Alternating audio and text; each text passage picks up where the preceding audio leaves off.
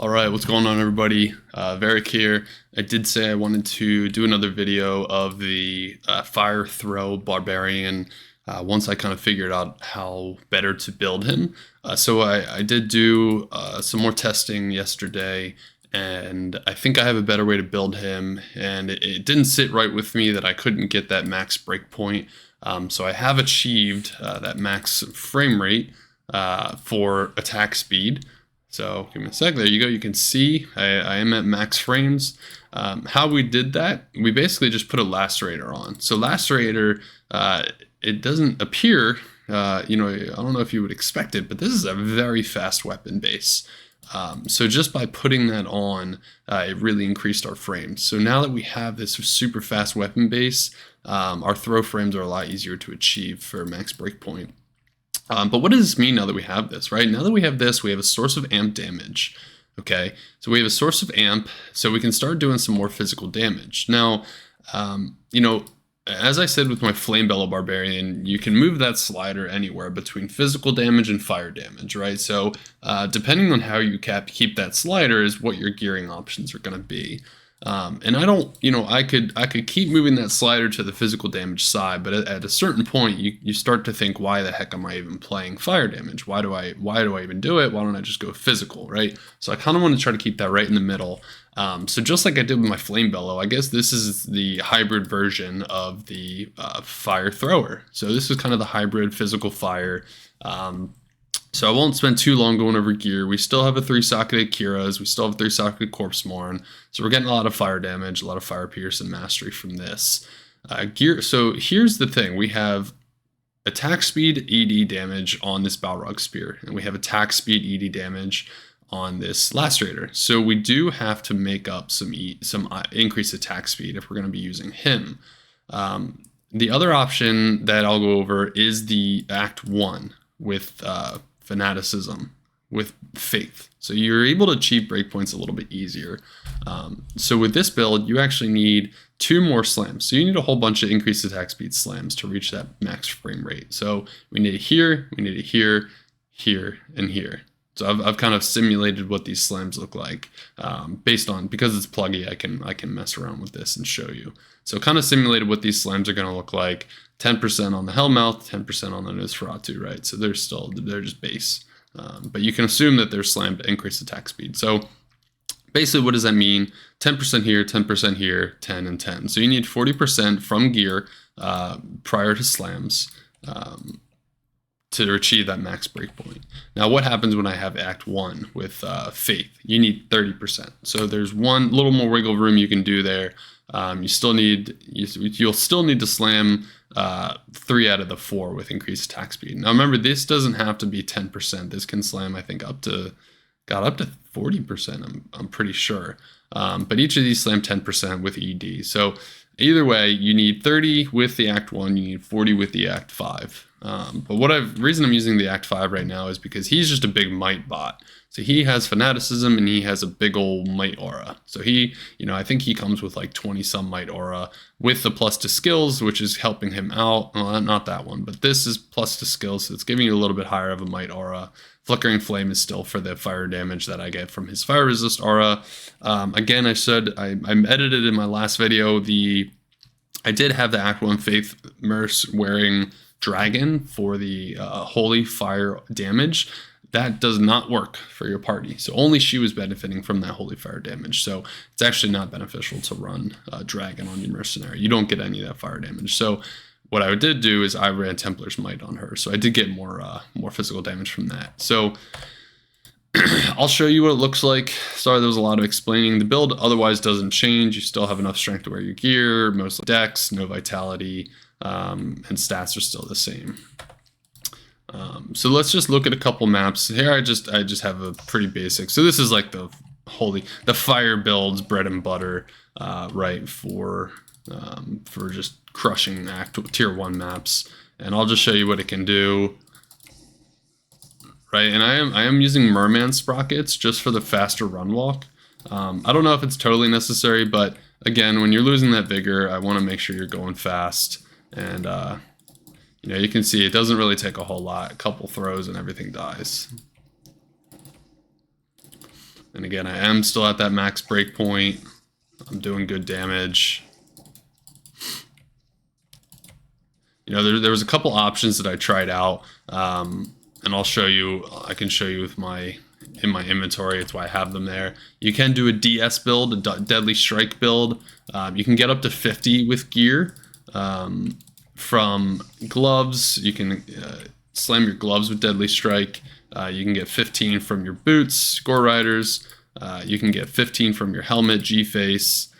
So it is nice. You do a lot of physical damage, but again, that's kind of where you start to move that slider too far to one side, and you don't have as much fire damage. So I do think having that Kira is having, you know, with that fire pierce is super helpful. Because I tried it, you know, I went into like a Pandemonium map which have super strong physical damage build, physical damage immunes. The succubus, they take a while. They take a good amount of time. I mean, if you do get to proc an amp on them, they'll die real quick. But if you're just killing them clean, they can take a little bit. You know, you have to kind of sit and throw at them for a little bit, which is not what you want with an end game build. So here's what this looks like, and like I said, we're cutting through them pretty easy. You know, one or two javelin bounces and they're dead.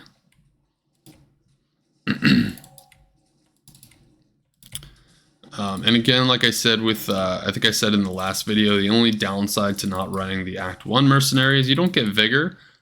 So your skeletons don't really keep up with you. But the nice thing is they kind of, once they get too far off frame, they'll port to you. Right? So it might even help a little bit to keep them slower. Because if they do have Vigor Aura, they might be just fast enough to keep up with you, but stay behind you. But at the same time, you're still spawning more reanimates as you kill stuff. So that's kind of a nice thing. But anyway, not to belabor too much.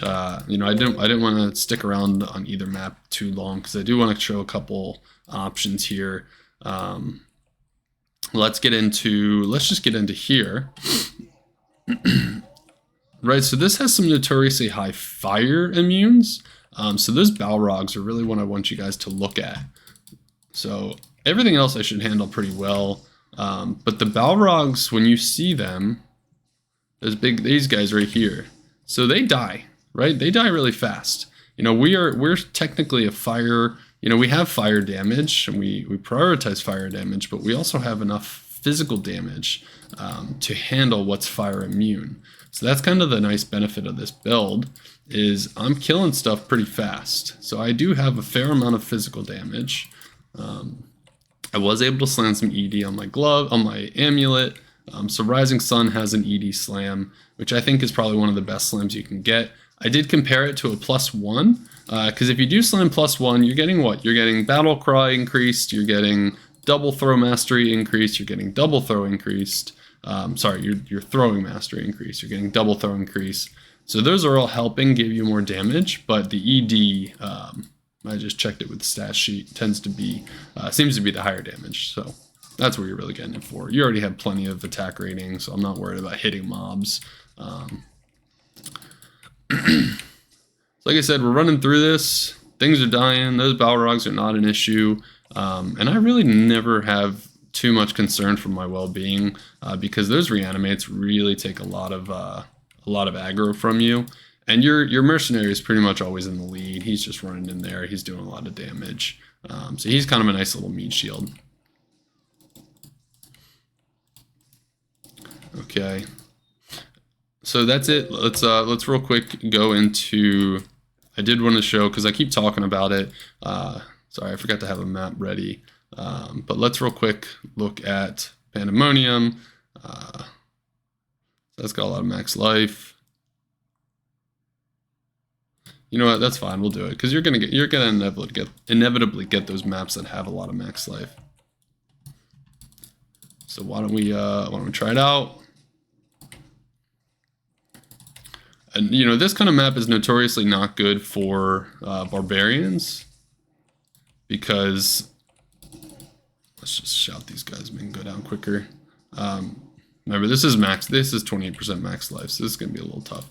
But let me just find one by themselves without amp. And see, she does die pretty well. And these big Bloodbringers, they're another big fire immune. So honestly, this is a pretty good map to show off the build to see what it can do.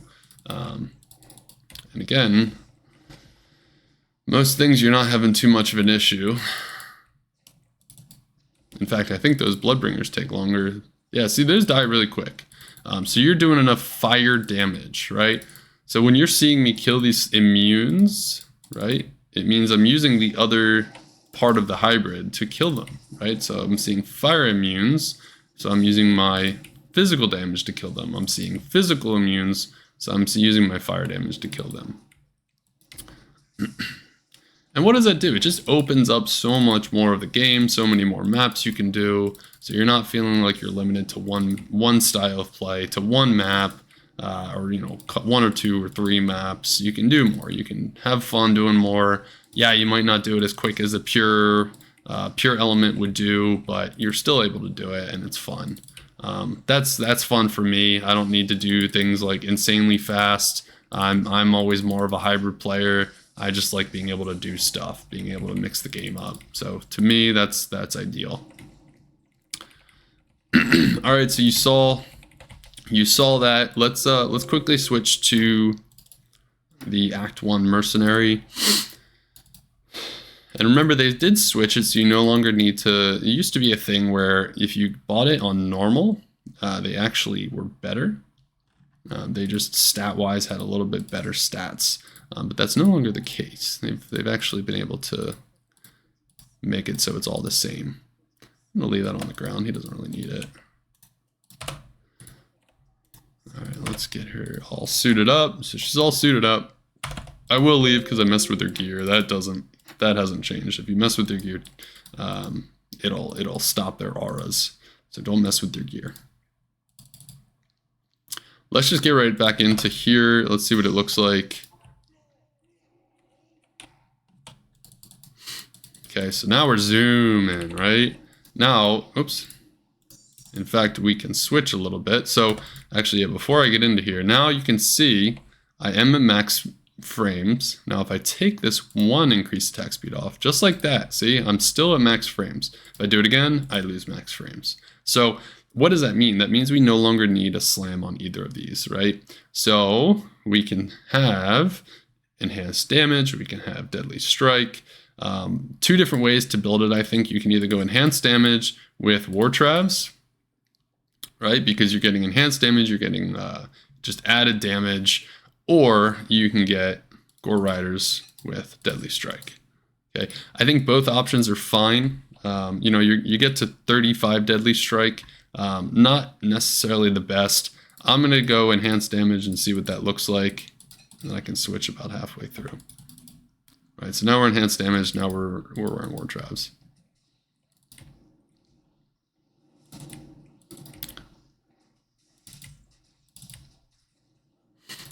And there you go, you can see the Fury, she's dying pretty easy. These guys are giving us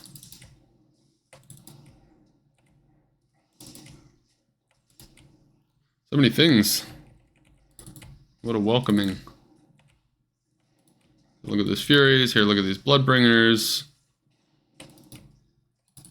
Took a little longer. Now remember, we don't have that giant might aura, so we're not going to do quite as much physical damage. So remember, there's always going to be a trade-off. There's always going to be something that changes. You know, we're not quite doing as much physical damage now, but we do have Vigor, which is nice. And we do have some faster reanimates who are going to keep up with us. So again, it's really user decision. I think they're both great ways to build it. I don't think it makes too much of a difference. I think it's just a little bit of pro and con. You know, we're still killing stuff just fine. Yes, we don't have that giant might aura, but we do still have a might aura. We have vigor. Our pets are keeping up with us. Stuff is still dying, no issue. You're still proccing amp. And I think one of the other cool things about this build is it still gives you the option to craft some stuff, right? So remember how they changed Lacerator, so the amp proc chance is a little bit lower. So it would be pretty sweet to get some huge craft from an axe, right? Watch this just be like the most GG, you know.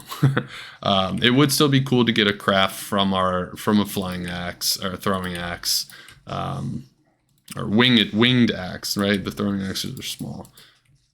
So it would be cool to get a good craft from that with maybe big amp, big ED, big increased attack speed. But again, that's kind of a unicorn craft. But for the most part, the Lacerator with the good slam is going to be your best option. But you can still craft and hope for the best. So you see here, we're having a good time. We're killing some stuff. Wish I could highlight them. There you go. Right, and because, you know, your attack speed's so high, you're throwing a lot of spears out. So, you know, once you kind of throw a couple spears, you can kind of move on. I'm probably not doing this the best as I should. There's a lot of stuff going on here. A lot of cleanup. I probably shouldn't have moved in so quickly. But yeah, there you go. Try something else out. Kind of speed running through all these. I apologize, but again, I just wanted to show the build as best it can. Why don't we try Zoltun Kulle? All right, we'll do a quick... well, you already know that's going to be good. Let's do a quick Zoltun Kulle. Cows is not the best map to show. Throw doesn't really do that great on cows because there's sort of mobs everywhere. You kind of want to instead just have a nice corridor you can just quickly go down. The thing with having a Lacerator is your throw range kind of decreases a little bit, so you do have to get a little bit closer. So just something to keep in mind. Spears, the javelins tend to travel further than the axes. So if you're throwing from way too far back, you might not be hitting with your axes. You might hit with your spear, but you might not be hitting with your axes. So you're not gonna get that amp from Lacerator. So we're zooming through here. Not having too much of an issue. I think we're actually on our way to the boss room. We are. So we'll show you the boss room. I like to do boss in to show the boss in Zoltun Kulle because you can get to him pretty quickly, which is nice. And we're killing stuff. We're not having much of an issue. You know, why don't we do a little DS action? I did say I was going to try that. So here we're stacking the DS a little bit more.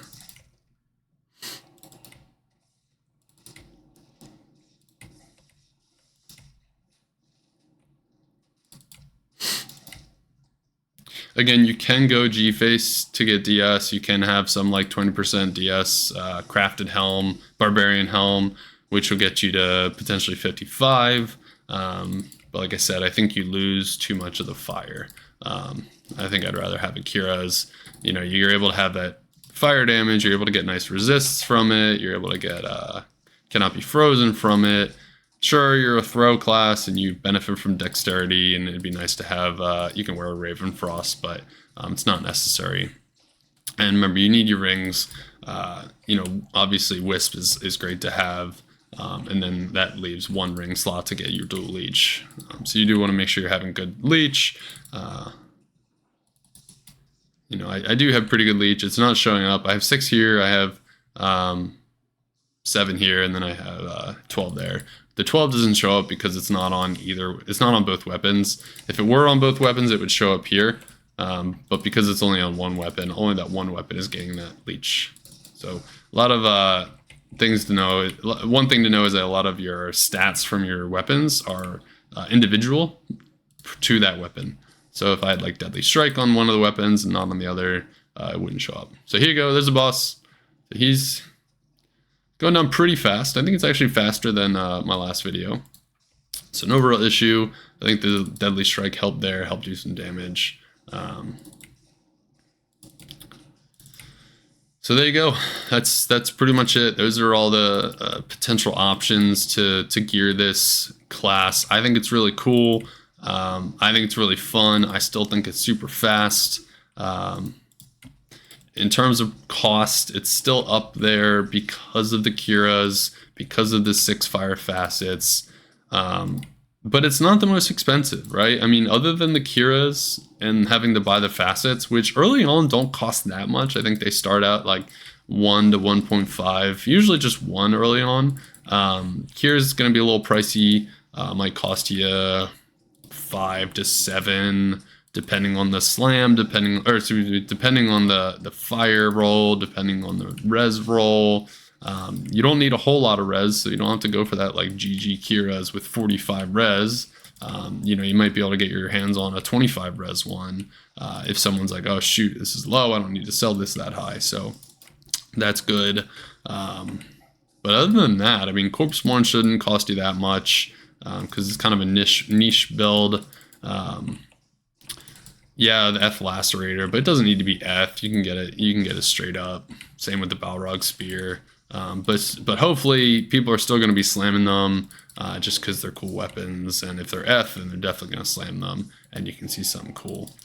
But yeah, otherwise the build's not too expensive. Not too hard to achieve that max frame rate.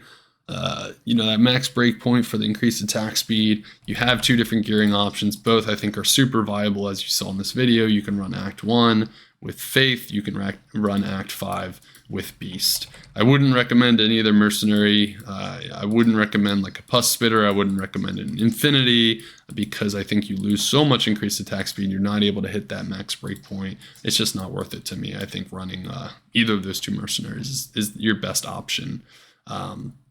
But that's it, guys. I don't want to belabor this too long. I just wanted to update you on what the build can really look like. I think at this point, you know, I might have said in my last video, but I think at this point, this is the best way to build it to achieve maximum potential and kind of remain true to that Fire Barbarian build.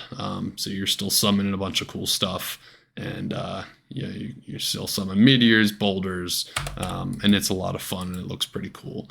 So that's it, guys. Let me know what you think. As always, I got to sell myself a little. Please like, comment, subscribe.